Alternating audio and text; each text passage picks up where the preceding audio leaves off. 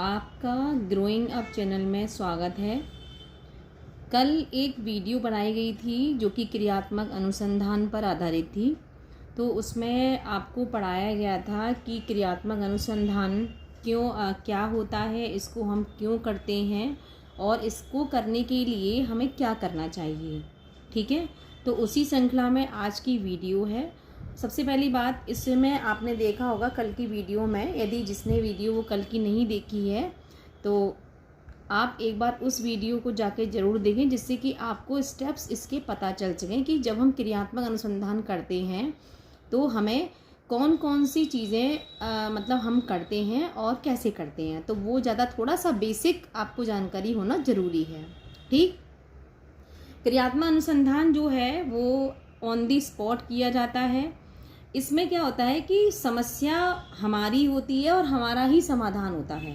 ठीक है, समस्या भी हमारी है और समाधान भी हमारा है, यानी कि हम ही समस्या को खोजते हैं और हम ही उसका समाधान स्वयं ढूंढते हैं। ठीक, अध्यापक और छात्र दोनों के हितों का इसमें ध्यान रखा जाता है। ठीक है, इसमें क्या है, इसमें जब क्रियात्मक अनुसंधान किया जाता है, एक्शन रिसर्च, तो इसमें किया जाता है कि अध्यापक और छात्र दोनों को ही हितों का ध्यान रखा जाता है। इसमें पाठ्यक्रम को अधिक गुणात्मक तथा प्रभावी बनाने में सहायता मिलती है। जैसे कि कोई भी आप एक्शन रिसर्च कर रहे हो स्कूल के बच्चों पर, तो उसमें जब उस एक्शन रिसर्च जब वो कंप्लीट हो जाती है तो कहीं ना कहीं पाठ्यक्रम में अधिक गुणात्मकता आ जाती है। क्योंकि यदि कोई बच्चे गलती कर रहे हैं और उसमें उसका निदान हो गया तो जाहिर सी ये बात है कि वो आराम से उस कार्य को अधिक उसमें अच्छा हो जाएगा वो कार्य। तो इसी श्रृंखला में आज आगे बढ़ेंगे कि क्रियात्मक अनुसंधान योजना को हम कैसे बनाते हैं। ठीक है, अब जैसे मानो हमने क्लास में हमने देखा कि हमने एक समस्या उठा ली। समस्या में देखो, अब जैसे बहुत जनरल समस्या है कि बच्चे जो हैं अशिष्ट भाषा का प्रयोग करते हैं, यानी कि बच्चे आपस में भी अशिष्ट भाषा बोल रहे हैं, टीचर से भी अशिष्ट भाषा बोल रहे हैं। तो अब हमने एक जनरल टॉपिक ले लिया कि छात्रों में अशिष्ट भाषा का प्रयोग करने की बढ़ती प्रवृत्ति। ठीक है, अब हमें क्या करना है कि जो अब यहाँ पर हम जब इस योजना यानी कि जब हम ये कार्य करते हैं, इस एक्शन रिसर्च को हम करते हैं, तो उसमें जो कार्य कर रहा है यहाँ पर जैसे अनुसंधानकर्ता का नाम आ जाएगा, उसकी शैक्षिक योग्यता क्या है, उस जिस विद्यालय में हम कर रहे हैं उस विद्यालय का भी नाम आ जाता है, और किस क्लास के बच्चों पर कर रहे हैं वो आ जाएगा, और ये जो बच्चा है जो अनुसंधान कर रहा है उसका मुख्य विषय क्या है। ठीक है, हाँ, तो ये अंग्रेजी आ जाएगा। जैसे अंग्रेजी हो सकता है, हिंदी हो सकता है, कोई भी हो सकता है जिसमें आपने एमए किया है। जैसे मानो यहाँ पे एमए लिखा है तो एमए आपकी किस सब्जेक्ट में है तो वो यहाँ पर लिखना होता है। अब होती है समस्या की पृष्ठभूमि। सबसे पहला हमारा हेडिंग है समस्या की पृष्ठभूमि, कि यह पाया गया कि छात्र आपस में तथा अध्यापकों से बातचीत के समय अशिष्ट भाषा का प्रयोग करते हैं, जिससे उनका नैतिक पतन हो रहा है और एक सामाजिक बुराई का जन्म हो रहा है। इससे विद्यालय के साथ साथ समाज की भी हानि हो रही है। तो हमने क्या किया, हमने इसी समस्या को उठा लिया और ये हमने अपनी समस्या का शीर्षक बना दिया। ठीक, अब आती है बात इसके उद्देश्य की। तो जब हम इस योजना को करेंगे, इस क्रियात्मक अनुसंधान की शुरुआत करेंगे, तो हमने पृष्ठभूमि बना ली। पृष्ठभूमि के साथ हमने इसके उद्देश्य क्या क्या है वो बना लिए, कि छात्रों में अशिष्ट भाषा के प्रयोग के प्रति नकारात्मक दृष्टिकोण उत्पन्न करना। ठीक है, छात्रों में शिष्ट भाषा के प्रति लगाव पैदा करना, छात्रों को दूसरों का सम्मान करने योग्य बनाना। छात्रों में अशिष्ट भाषा के प्रयोग के प्रति नकारात्मक दृष्टिकोण उत्पन्न करना नहीं होगा, यहाँ पे होगा सकारात्मक दृष्टिकोण उत्पन्न करना, क्योंकि अशिष्ट भाषा के प्रयोग के प्रति नहीं, नकारात्मक दृष्टिकोण ही होगा यहाँ पर, क्योंकि अशिष्ट भाषा प्रयोग करने के लिए हम बच्चे को मना करेंगे। नकारात्मक दृष्टिकोण। ठीक, तो ये तीन चीजें हो गई हमारी। अब है बात छात्रों को समय तथा परिस्थिति के अनुसार वार्तालाप के योग्य बनाना, और अगला है छात्रों को संस्कारी बातचीत करना सिखाना। तो यानी कि जिस टॉपिक पर हम अशिष्ट भाषा पे जो हमारी मतलब जो हमारा टॉपिक है, यानी कि जो हमने शीर्षक लिया है, उस शीर्षक से संबंधित हमने कुछ उद्देश्य बना दिए। अब इसके बाद आती है कि विद्यालय के लिए योजना, कि विद्यालय की प्रसिद्धि में सहायक, स्व अनुशासन उत्पन्न करने के लिए, समाज का निर्माण करने के लिए, संस्कारी बनाने के लिए और अच्छा वातावरण बनाने के लिए। कि जब बच्चे की अशिष्ट भाषा दूर हो जाएगी तो उसमें वो किस तरह से विद्यालय के लिए सहयोग का कार्य करेगा, तो वो हमने यहाँ पर महत्व लिख दिया। अब आता है समस्या का क्षेत्र, यानी कि छात्रों द्वारा अशिष्ट भाषा का प्रयोग। ये हमारा ये हम अशिष्ट भाषा का जो प्रयोग है, यानी कि हम कितने क्षेत्र में इस कार्य को हम कर रहे हैं, तो वो हमने क्षेत्र यहाँ पर लिख दिया। समस्या का विशिष्ट रूप। अब समस्या का विशिष्ट रूप आता है कि किस क्लास के बच्चों में दिन प्रतिदिन मतलब अशिष्ट भाषा बढ़ रही है और जिससे क्या है विद्यालय की छवि धूमिल हो रही है और अनुशासनहीनता फैल रही है, तो हम इसको क्या करेंगे, यहाँ पर इसका विशिष्ट रूप लिख देंगे। अब मेन आती है बात ये हमें चार्ट बनाना होता है। सबसे मुख्य चीज़ें हमारा जो मुख्य है वो है ये जो आप ये चार्ट देख रहे हैं। इस चार्ट को ही समस्या के आधार पर बनाया जाता है। सबसे पहला हेडिंग है हमारा कि समस्या के कारणों का विश्लेषण, यानी कि समस्या के कारणों का विश्लेषण हम किन किन पॉइंटों पर करेंगे। ठीक है, तो सबसे पहले आपने क्रम संख्या लिखी, फिर आपने कारण लिखा, फिर तथ्यानुमान, फिर साक्ष्य, फिर प्राथमिकता, क्या मैं इसे हल कर सकता हूँ और आपके या टिप्पणी या हल कर सकती हूँ। ठीक, तो ये चीज़ें हमारी आ जाएंगी। अब अगली बात, सबसे पहला हम लिखेंगे कारण कि शिक्षक का अशिष्ट भाषा का प्रयोग करना। कहीं ऐसा तो नहीं है कि शिक्षक ही अशिष्ट भाषा का प्रयोग कर रहा हो जिससे कि बच्चे सीख गए हों। ठीक, तो आपने क्या करोगे, सबसे पहला पॉइंट आप ये डालोगे। उसके बाद आपने तथ्य ऑब्लिक अनुमान। तथ्य ऑब्लिक अनुमान में क्या लिखा कि आपने देखा कि क्या ये बात है ये बिल्कुल सही है। यदि आपको वो बात सही मिलती है कि शिक्षक ही अशिष्ट भाषा का प्रयोग कर रहा है तो वो फैक्ट में आ जाएगा। एफ माने होता है फैक्ट। ठीक, और दूसरा आता है फिर इसके बाद है साक्ष्य, यानी कि ये आपने साक्ष्य यानी कि आपने स्वयं ऑब्जर्व किया है, यानी कि पीओ का मतलब हो गया पर्सनल ऑब्जर्वेशन। ठीक है, आपने पर्सनल ऑब्जर्वेशन लिखा, आपको वो तथ्य मिल गया, वो फैक्ट मिल गया कि शिक्षक ही अशिष्ट भाषा का प्रयोग कर रहा है, तो वो आपने एफ लिख दिया यहाँ पर।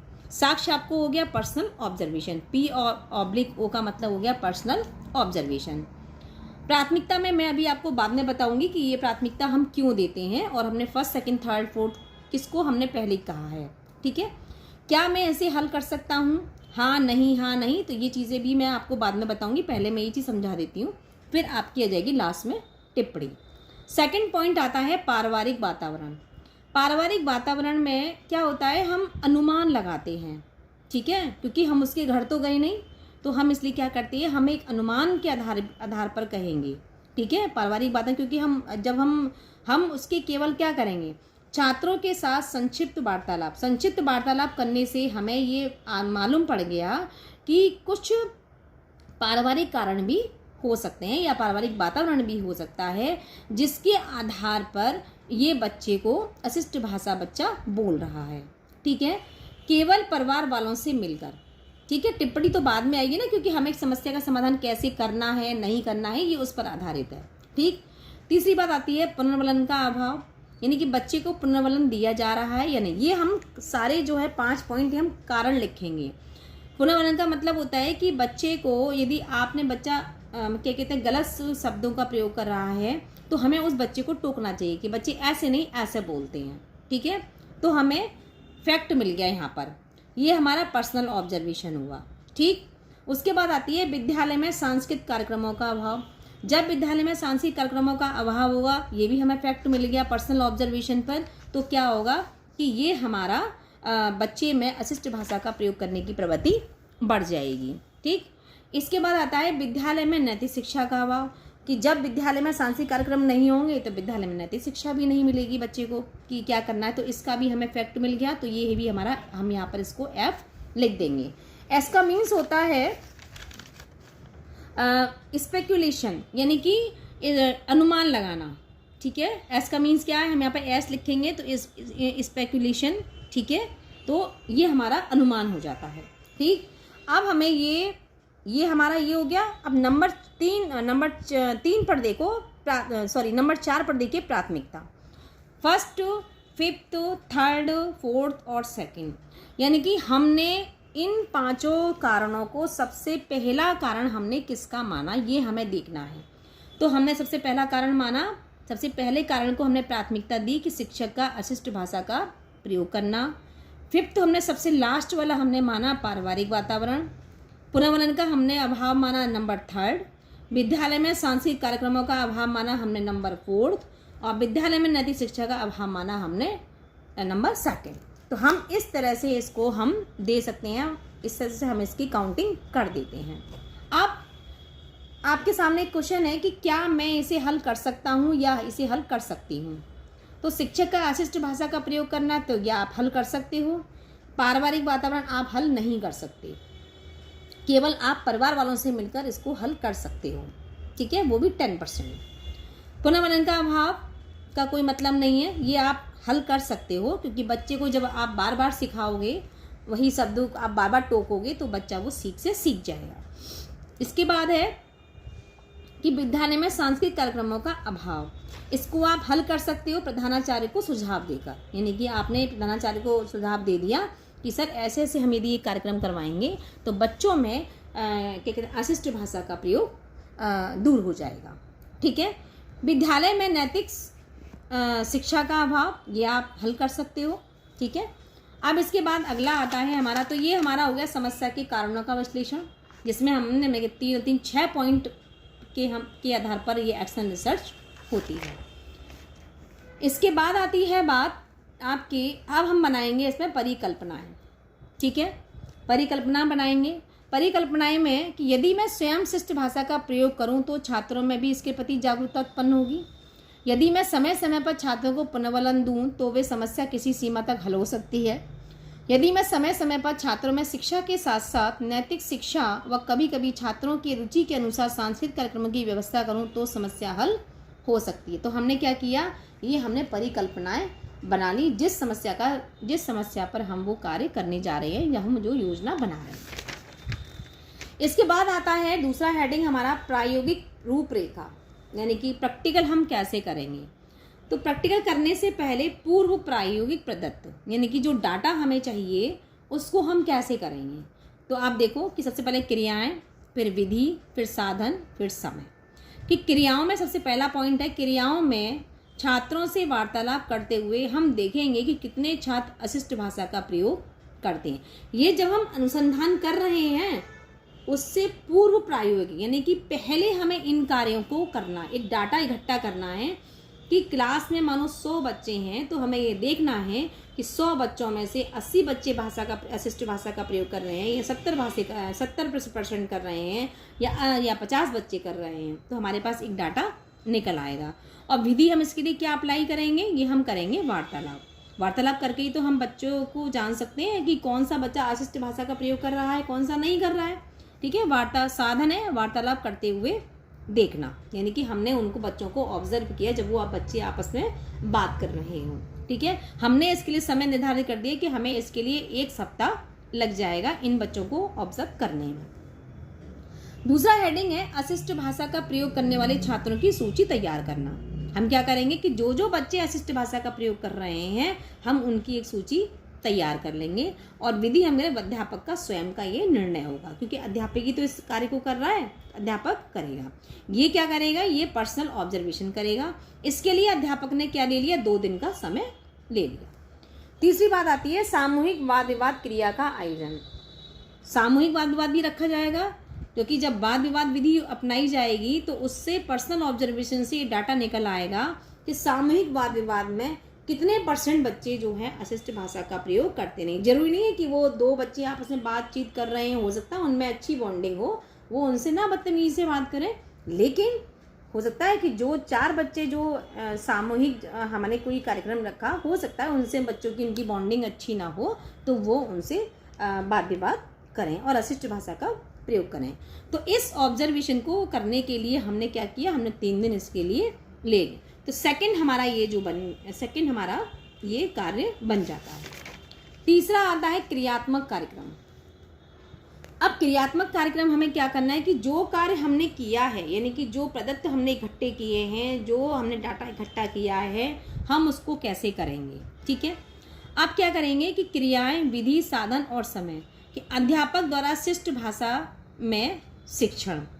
अब आपने डाटा तैयार कर लिया पिछले पेज पर, यानी कि ये क्या है, उसको प्रयोग करने से पहले का डाटा है। अब टीचर को क्या करेगा, जो उसको करा तो वो क्या करेगा, बच्चों में सुधार लाने के लिए अध्यापक द्वारा शिष्ट भाषा में शिक्षण, यानी कि टीचर के द्वारा शिष्ट भाषा का प्रयोग कराया जाएगा। ठीक, व्याख्यान विधि के द्वारा ये कार्य होगा और शिष्ट भाषा का प्रयोग होगा, और इसके लिए 1 महीना, क्योंकि 1 महीने तक यदि बच्चे को सिखाया जाए अच्छी लैंग्वेज तो वो बच्चा सीख जाता है। समय समय पर छात्रों को पुनर्वलन देना, तो पुनर्वलन तो किसी भी टाइम पर कहीं भी दिया जा सकता है, ये शिक्षक ही देता है, इसके लिए किसी विधि की आवश्यकता नहीं है, और इसके लिए भी टीचर ने क्या करा, 1 महीने का समय ले लिया। अगला है शिक्षण के साथ साथ नैतिक शिक्षा व सांस्कृतिक कार्यक्रमों की व्यवस्था करना। ठीक है, अब इसके लिए नैतिक शिक्षा और सांस्कृतिक कार्यक्रमों की व्यवस्था की गई रुचिपूर्ण व्याख्यान विधि के द्वारा। नैतिक शिक्षा देना व सांस्कृतिक कार्यक्रम कराना, ये क्या साधन हो गया, और इसके लिए भी टीचर ने 1 महीना इसलिए दिया क्योंकि जो पूर्व प्रदत्त डाटा हमारे सामने निकल के आया था, इस डाटा को, इसमें कितने % बच्चों ने अशिष्ट भाषा का प्रयोग किया है, उसको इसके माध्यम से बच्चे को दूर करना, बच्चे की समस्या को दूर करना। तो ये हमारा हो जाता है एक्शन रिसर्च, यहाँ से शुरू हो गई। ठीक है, ये कार्य किया। उसके बाद जब ये चीज़ें अप्लाई कर दी गई, उसके बाद जब टीचर ने ये चीज़ें अप्लाई कर दी गई, यानी कि इन विधियों को अपना दिया, इन क्रियाओं को टीचर ने कर लिया, जो प्रोजेक्ट पे काम किया जा रहा है, उसके बाद क्या हो गया, प्रयोग पश्चात प्रदत्त, यानी कि उसके बाद वो क्या करेगा, डाटा को इकट्ठा करेगा, उसके बाद भी इकट्ठा करेगा। जैसे 1 महीना 1.5 महीने का टाइम करने के बाद अब वो बाद में फट देखेगा कि छात्रों से वार्तालाप करते हुए शिक्षक देखेगा और अनुमान लगाएगा कि कितने छात्र अशिष्ट भाषा का प्रयोग करते हैं, क्योंकि जरूरी नहीं है, यदि आपने 100 बच्चों को शिष्ट भाषा का प्रयोग करना सिखाया है तो उसमें ज़रूरी नहीं है कि 100 के 100 बच्चे शिष्ट भाषा का प्रयोग करना सीख जाएं। तो वो क्या करेगा, लेकिन सुधार ज़रूर होता है, 50%, 60%, 70% इतना हो सकता है, 80% भी हो सकता है, 90% भी हो सकता है, इससे एबव भी हो सकता है। ठीक है, तो एक वो ये अपना डाटा निकाल लेगा। ये कब निकालेगा, उसको प्रयोग के पश्चात डाटा को इकट्ठा करेगा। ये कैसे निकलेगा, किस विधि से निकलेगा, वार्तालाप के द्वारा, वार्तालाप करते हुए देखेगा, और इसके लिए 2 दिन का समय वो ले लेगा। अब है अगला, अशिष्ट भाषा प्रयोग करने वाले छात्रों की सूची। फिर जो बच्चे बचेंगे, यानी कि जो बच्चे इतना सब कुछ सिखाने के बावजूद भी अशिष्ट भाषा का प्रयोग कर रहे हैं, उन बच्चों की सूची टीचर जो है तैयार कर लेगा। ये भी अध्यापक का स्वयं का निर्णय है। इसमें पर्सनल ऑब्जर्वेशन होगा और इसमें आपके 2 दिन लगेंगे। छात्र ये समय निर्धारित करना, 2 दिन, 3 दिन, 5 दिन, ये समय निर्धारित करना अपने स्वयं के ऊपर होता है, जो इस एक्शन रिसर्च को कर रहा होता है। ठीक है, ये समय निर्धारित स्वयं के ऊपर होता है। छात्रों द्वारा सामूहिक वाद विवाद कराकर, वही चीज़ें वही हैं, बस वो पहले थी, वो बीच में थी, ये बाद में है। ठीक है, यानी कि किसी भी समस्या का समाधान करने से पहले की चीज़, फिर उस कार्य को करना और फिर उसका मूल्यांकन करना, तभी तो पता चलेगा कि कितने % क्या कहते हैं जो है ये हमारी समस्या का हल हमने निकाला। वाद विवाद, प्रश्नोत्तर 3 या 4 दिन, 3-4 दिन, मतलब आप यदि ज़्यादा समय कोई लेना चाहता है तो वो ज़्यादा समय भी ले सकता है, और कम समय लेना चाहता है तो वो कम समय भी ले सकता है। प्रश्नोत्तर विधि। ठीक, अब उसके बाद जब ये चीज़ें हो जाती हैं तब उसके बाद देखा जाएगा, फिर उसके बाद आती है मूल्यांकन वाली बात, कि जब हमारा डाटा हमारे पास निकल आता है तब हमें समझ में आता है, हम लास्ट में मूल्यांकन लिख देते हैं कि इतने % बच्चों ने मतलब जो है यह देखा गया कि इतने % बच्चों ने अशिष्ट भाषा का प्रयोग करना छोड़ दिया गया है, और इतने % छात्रों में अभी भी ये समस्या बची हुई है या शेष है। यदि पूरी प्रक्रिया दोबारा से दोहराई जाए तो शेष जो है 8% बच्चे, जो मानो कि 100 बच्चे हैं, 100 बच्चों में से 92% बच्चों ने अशिष्ट भाषा का प्रयोग करना छोड़ दिया है, 8% बच्चों की समस्या है। यदि दोबारा से फिर वही प्रक्रिया दोहराई जाए तो हो सकता है कि 8% बच्चों की समस्या भी ये हल हो सकती है। धन्यवाद।